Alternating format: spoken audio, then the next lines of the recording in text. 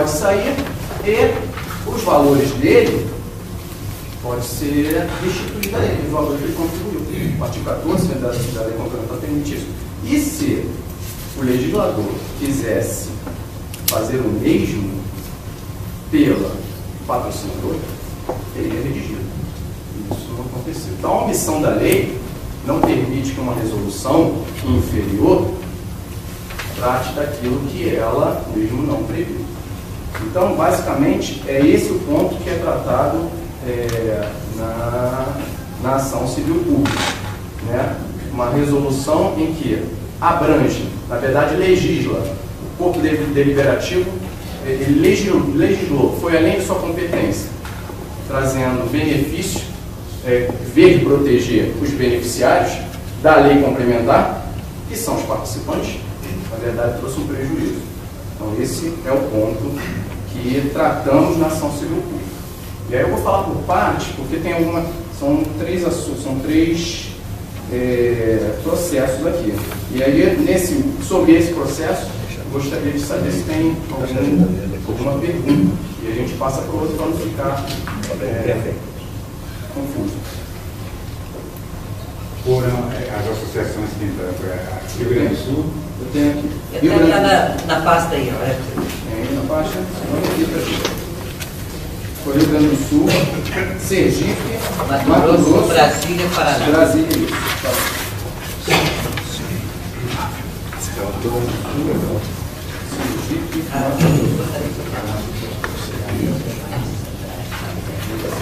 Não. Não, pode chamar contra não. Tem. Não, das demais associações entraram no móvel. Ah, sim. Se tiver algum questionamento, eu faço a ponte na certa. Sobre a possibilidade, a gente está tratando de ação civil pública. A ação civil pública, por sua característica, trazida pela lei, permite. A ideia da ação civil pública é o quê? Evitar ações individuais. Milhares de ações sobre o mesmo tema abarrotando o judiciário. Então é um sistema interessante, eficiente, porque concentra todos aqueles que são individualmente atingidos se beneficiarem do resultado dela. Então, quando a lei permite isso, ela traz até o entendimento de que, sendo a sentença favorável àquele direito que não dá para identificar exatamente os beneficiários, a gente pode até entrar na execução dela. Até na fase depois da sentença pode-se ingressar. A ideia de se trazer mais gente dentro do polo passivo, na verdade, até fortalece o interesse de todos os associados sobre a questão e mostra o quão relevante é o fato jurídico ali apresentado em juízo. Então, é possível sim entrar no curso da demanda aquelas associações que ainda não ingressaram, tá? Até mesmo em fase de sentença, aí no caso, após em execução, executado ali o título judicial formado com a sentença transitada e julgada, é possível até executar individualmente, na verdade, nem que seja possível.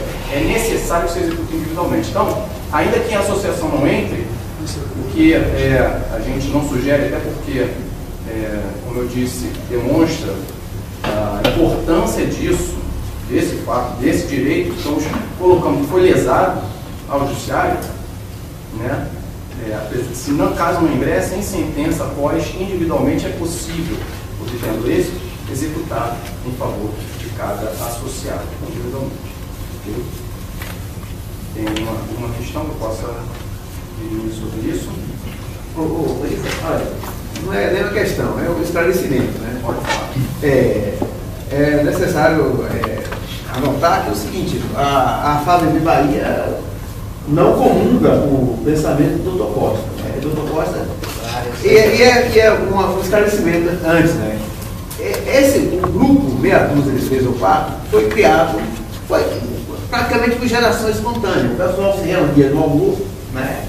De determinado local lá em Salvador, e aí começou protestando, indignado pelo fim do BET. E aí foram marcando reunião, e cada reunião foi crescendo o movimento. E chegou a ter a última reunião, parece que tinha quase 100 pessoas. Né? E o nome do grupo é sugestivo, grupo meia dúzia de 3 ou 4, que começou exatamente com poucas pessoas. Né? E outra coisa interessante é o seguinte, que antes da fala do Dr. Costa, que foi na última reunião, o grupo estava pressionando a FABD, criticando a FABD Bahia, exatamente porque não entrou na ação civil pública. Né? Estava criticando, achando que as associações, criticando as associações de maneira geral, especialmente de lá, porque não aderiam imediatamente à ação civil pública. Nós não aderimos foi contra não, porque o problema burocrático lá, que eu não vou, interno da associação, que eu não vou nominar aqui, quem quiser depois pode perguntar, não tem problema nenhum. Né? Então o que eu acho, que agora eu gostaria de registrar o seguinte, eu não sei qual será a posição do grupo após essa crítica do Dr. Costa. Se eles ainda vão nos cobrar para entrar na ação civil pública, ou vai querer que a gente entre na ação patrocinada pelo Dr. Costa, se é que vai haver essa ação, não sei se vai. Mas o que eu gostaria de ficar também registrado é o seguinte, a gente continuamos discutindo, estamos longo tempo de discussão, há longos anos que a gente vem discutindo essa questão, especialmente a ação do Resolução 26, né? Estamos sempre à disposição para continuar dialogando e vamos buscar os caminhos que, no nosso entendimento, foram os melhores para a defesa da terra. E vamos continuar. Então, estamos regularizando a pendência, e provavelmente nós vamos nos colocar para entrar como litisconsórcio da ação da A Federação. gente até sugere aqui com o nosso escritório, em qualquer dúvida, somos acessíveis para retirar, no caso, tiver dificuldade, por exemplo, apresentou, poxa, por que foi a ação, a juíza mandou emendar novamente? Estamos disponíveis lá para atendermos e responder esses questionamentos, justamente para se evitar acontecimentos como o Rufo, e a gente não sabe, de repente, o interesse do advogado a fazer essa crítica, né? Para deixar claro para qualquer mal-estar que houve, no caso, por conta do doutor Costa, tá? Nós estamos disponíveis quanto a isso. Luiz, vai virar. Marinho, eu queria fazer a pergunta que você respondeu. Como o doutor Costa havia entrado no grupo para fazer uma diferença? Você respondeu que ele surgiu no Senado. O Dr. Costa foi convidado pelo grupo para fazer uma exposição aos participantes do grupo sobre a parte jurídica de diversas questões. Foram colocadas a questão da resolução 26, foi colocada a resolução possível ação judicial contra o BET, contra a volta da contribuição pelos aposentados e contra esse negócio do teto de aposentadoria. Foram os 4 temas aí apresentados para ele opinar. Eu queria fazer uma pergunta. Essa ação civil pública foi jogada do ouvido de agora, porque há uma grande preocupação de associados se uma ação, na possibilidade de perdermos a ação, que haja sucumbência. Não, a ação civil pública não tem Então é bom registrar. Isso, não tem. A ação civil pública não Porque isso vai ficar claro que tem colegas que questionam as gestores da associação do risco acontecer. Aconteceu uma ação nossa agora lá, não era ação. Era em 1910, o juiz simplesmente atacou um dos colegas nossos que estavam na ação, caiu uma polícia para ele, 13 mil reais. Eu posso tratar também quem quiser sobre a E nós, o que a nossa associação fez? Nós assumimos esse ônibus para eles, pagando o mínimo que os outros estavam ganhando. Não, Então, é muito claro que não há sucumbência nisso, não há E essa aqui deu mais. Não há porque a ação civil pública ela tem uma característica peculiar que nem qualquer um pode entrar com uma ação civil pública. Eu não posso pegar e simplesmente 10 pessoas chegarem para o escritório e falar que queria entrar com ação, tem como ser ação civil pública? Não pode. Porque a representatividade dela tem como objetivo atingir muitas pessoas, indeterminadas pessoas. Quem pode? Então, o Ministério Público, sindicatos, partido político, as confederações.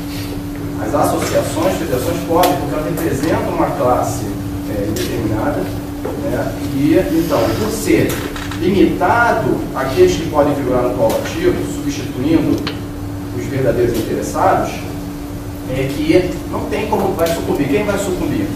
Toda. Então não tem. Isso ali é para realmente reduzir a carga de trabalho do judiciário e atingir o máximo de pessoas possível. Então ele favoreceu nesse sentido. Não tem sucumbir. Pois não. Pode falar, Rodrigo. Então. Bom, gostaria de me pronunciar sobre esse assunto, porque o autor da ideia de se iniciar uma ação civil pública foi minha. E quero fazer uma remissão a respeito desse assunto. A companheira Isa estava envolvida em uma polêmica, esse assunto vem sendo discutido há muito tempo, com outros colegas que defendiam outro tipo de ação e questionavam a ação na qual a federação estava envolvida, que era um mandado de segurança. E quando nós iniciamos este mandado de segurança com o Dr. Wagner, já havia umas 2 sentenças considerando que o mandado de segurança não era um instrumento adequado para se questionar a lei federal em tese. Nós discordamos dessa interpretação porque uma resolução de um órgão de terceiro escalão, como é o CNPJ, não pode ser equiparada a uma lei federal. Mas quando saiu a sentença contrária ao mandado de segurança, já o Banco do Brasil havia sido creditado de uma parcela não do superávit, mas da reserva especial. E nós conversamos com o Dr. Wagner para que ele contestasse a sentença contrária a nós, sob o argumento de que não se estava mais questionando em tese, mas sim diante de um fato concreto, porque o Banco do Brasil já havia sido contemplado como uma parte da reserva especial. Parece-me que esse recurso ainda não foi julgado.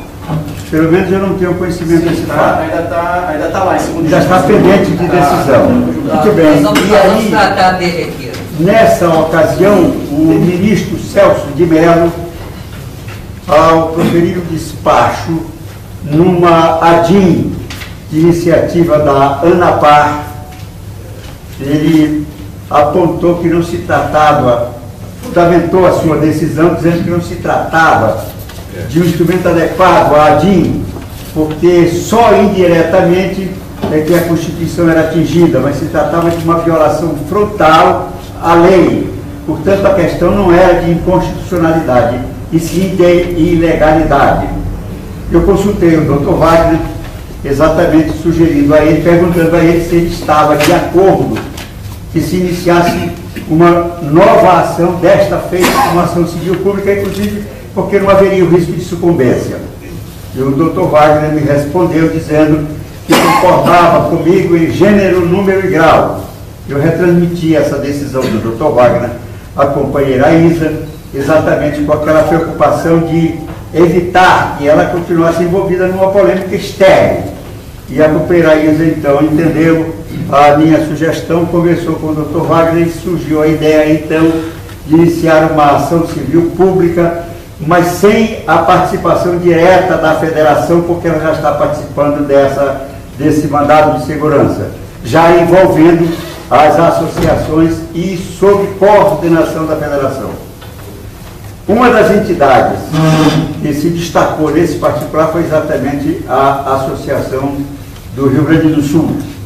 E nós achamos excelente isso, tendo em vista a militância do colega Medeiros, como advogado e presidente da associação, com o prestígio que ele tem. Ele aderiu à ação. Eu conversei com a companheira Isa, a Isa me disse que tinha consultado o Medeiros, né? E assim como consultou a mim, e eu tenho uma prática com o Dr. Wagner, é uma prática antiga. Eu entendo que a condução política deve ser da entidade que promove a ação. O advogado dá a parte jurídica, mas a ação política é nossa. E então eu sempre tenho por hábito solicitar ao advogado que submeta a nossa apreciação a minuta da petição inicial e, sobretudo, a indicação dos réus. não levantamos a questão, efetivamente, da indicação do Ministério da Previdência e do CNPC como réus, porque isso é uma prática corriqueira. Há milhares de ações aí contra o Ministério e nunca ninguém impugnou. Então eu considero que aquela impugnação contida no despacho do juiz é uma impugnação de caráter político. Nesse ponto eu concordo com o Dr. Wagner. Mas eu sugeri, inclusive, que ao responder a esses questionamentos, que eu entendo como naturais, às vezes um pouco exacerbados, porque nós vivemos um clima efetivamente emocional, tendo em vista as polêmicas que se desenvolvem no nosso meio, e nós deveríamos atentar para isto. Eu entendo que o Dr. Wagner deveria fornecer um subsídio de caráter jurídico para demonstrar que não houve erro na indicação dos réus, e apontar, inclusive, algumas ações onde ministérios e órgãos de segundo escalão têm sido indicados como réus sem que sejam impugnados. Isso para demonstrar a improcedência da acusação que se faz. Porém, eu ponderei ao Dr. Wagner que politicamente não me pareceria interessante que se colocasse o Banco do Brasil e a Previ como réu. Por quê? Não considero interessante que se faça isso. Porque o Banco do Brasil e a Previ não participaram da elaboração da resolução CGPC 26, cuja legalidade é questionada. Então nós achamos que politicamente não seria interessante fazer essa inclusão do Banco do Brasil e da Previ nesta ação, que só iria acrescentar os obstáculos que nós enfrentamos naturalmente. Na minha opinião, mais aconselhável seria que se fizesse a ação apenas contra a União, já que o Dr. Wagner, para evitar a polêmica, tinha acolhido o despacho do juiz sem questioná-lo. Então, uma ação civil pública questionando a ilegalidade da resolução CGPC 26 deveria ficar restrita à União, deixando para depois se questionar o Banco do Brasil e a Previ. Por que não é interessante nesse momento? E me parece até ocioso colocar o Banco do Brasil e a Previ no polo passivo. Porque nós vamos chamar a atenção do Banco do Brasil, que é Dr. Honório Caldas, em chicana, em apelar para recursos que não são muito éticos. E eu trago aqui até alguns documentos comprovando exatamente esse comportamento do Banco do Brasil e da Previ na sua defesa contra ações que nós temos movido contra essas instituições. Então, eu pondero que seria interessante, se a ação ainda não foi iniciada, porque eu tenho ouvido várias versões, uns dizem que já foi iniciada a ação, outros dizem que não foi iniciada a ação. Se ela não foi iniciada, eu acho que se deveria retirar o Banco do Brasil e a Previ do polo passivo para não enfrentar maior dificuldade. Por quê?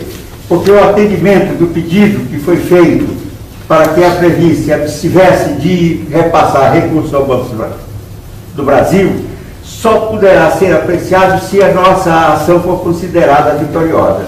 Se for indeferido o pedido de declaração de ilegalidade da resolução, automaticamente fica prejudicado o pedido de recomendar a Previ que se abstenha de repassar recursos ao Banco do Brasil. Isso só vai para frente se a ação for vitoriosa. Então, haverá um momento oportuno para que se faça isso.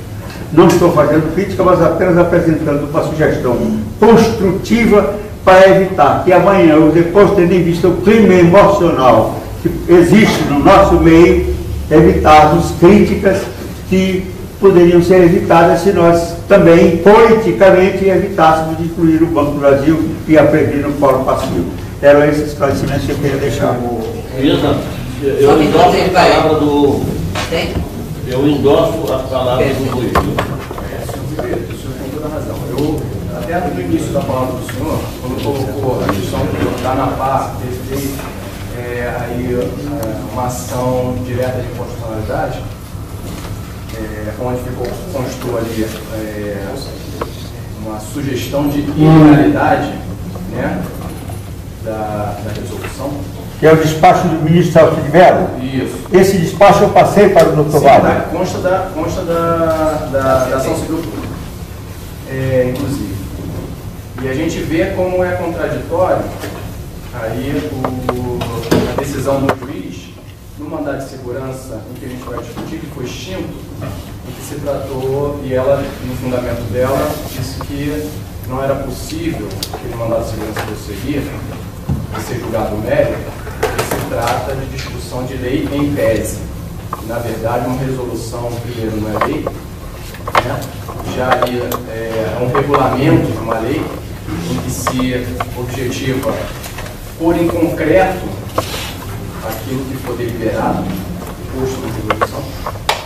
Né? Então, se somente lei em tese não pode atacar mandado de segurança, mas ação direta de inconstitucionalidade, se a ação direta de inconstitucionalidade não pode se atacar a resolução, então o que se faz? Entrou com ação direta de inconstitucionalidade, não pode porque não pode questionar a inconstitucionalidade de resolução. Entrou com mandado de segurança, não pode porque está tratando ali como se fosse questionando lei em tese. Lei em tese é aquela lei que não tem efeitos concretos. Ela surge uma lei, a lei, para ter efeito concreto, tem que ser normatizada, tem que ser regulamentada, né? Tem que ser esmiuçada por algum outro ato inferior, a fim de que ela se torne concreta em nosso meio. E é o que a resolução está fazendo. Né? Então, você vê a questão do juiz, como é que é a cabeça dele. Rapidamente, a questão da sugestão, eu anotei, tá? Vou levar isso para o Wagner, para a gente... Já foi citado essa questão? Ainda não, por causa da... Foi agora a emenda que a gente fez, foi essa semana. Ainda não deu entrada não, né? Já demos entrada, tomou já. Ainda foi juntada, se eu não me engano, a nossa petição, mas não foi levada à conclusão o juiz, né? Não está ainda na mesa do juiz para ele dar o despacho do CIPSE. É apenas uma preocupação, por cautela, né? Não. Se der tempo, aí, então acho que é plausível essa operação, né, doutor Medeiros, também? Não, mas não foi incluído, se eu não me engano, deixa eu ver se eu estou com a nova emenda aqui.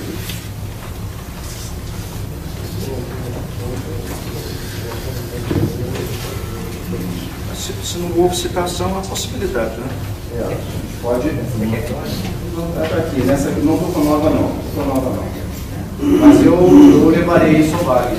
Olha aqui, eu conversei com o doutor Wagner sobre esse assunto e a ponderação que eu fiz a ele foi a seguinte: primeiro ponto, se a nossa ação civil pública for vitoriosa, estará declarada a ilegalidade da resolução CGPC 26. Ela, embora seja de iniciativa da federação, o resultado da ação atingirá a todo mundo. A resolução será ilegal. Não haverá necessidade de uma outra entidade representativa de outra categoria entrar com pedido de declaração de ilegalidade.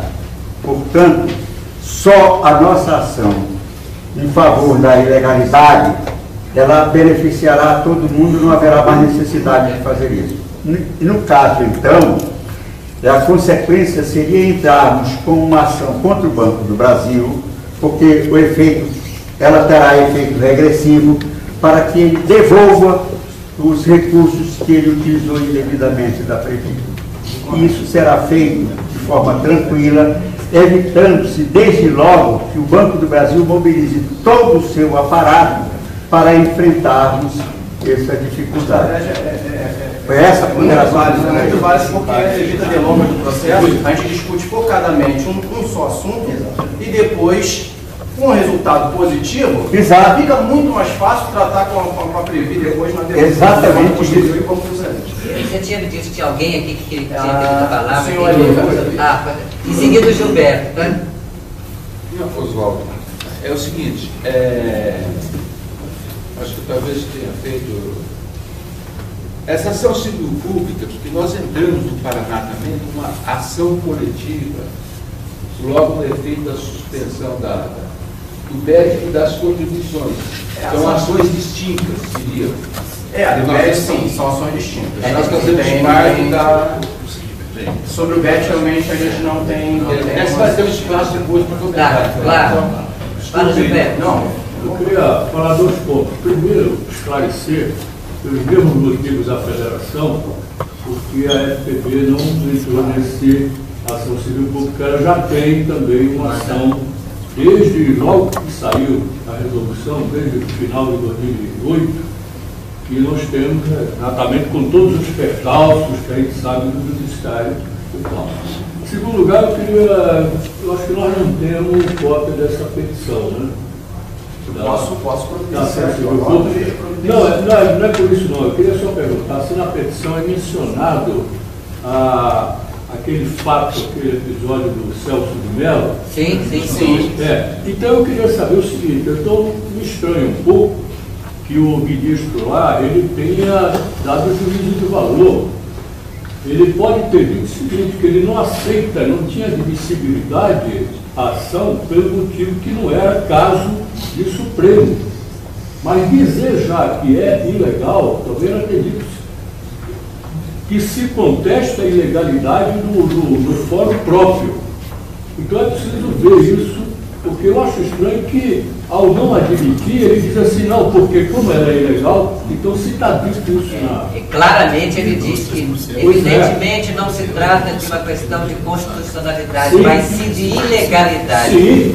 Ele fala isso com não, todas as ele quer dizer, como se trata de uma questão de ilegalidade, não que ele tenha dito lá que é ilegal, ele não poderia fazer julgamento.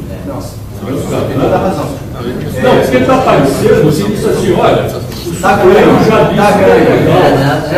Mas não é o caso. Mas a gente tenta, até como função de advogado, por isso que dizer que advogado não vale nada, é trazer uma interpretação para nós. Aí pode querer reforçar. Isso aí, a ideia. Mas não é que ele tenha dito que a 26 é ilegal. Eu gostaria só de deixar registrado que quando a Isa pediu as associações que se manifestassem a respeito da adesão à ação, nós fomos uma das primeiras a aderir. Só que, posteriormente, a gente analisando a nossa documentação legal, né? Nós temos lá um princípio que é o problema do alvará de funcionamento, por nós estarmos localizados numa sala urbana cedida extraoficialmente, nós não temos como provar a nossa sede. E por isso nós estamos lá meio na ilegalidade. Então, por isso é que nós não estamos participando. A propósito, que eu não tenho aqui de memória, quais as associações que encaminharam documentação e que ainda não entraram? É Tupã é um exemplo. E qual outro? Três Pontos também mandou a documentação? Mandou? Não. Eu quero saber quem já mandou para mim e que não entrou por deputado. Tá. Então é Tupã, quem mais? Acho que é só, né? Tem mais alguma pergunta sobre esta ação civil pública? Exato. Eu gostaria de falar. Peraí. É o seguinte. Doutor Márcio. Doutor Márcio.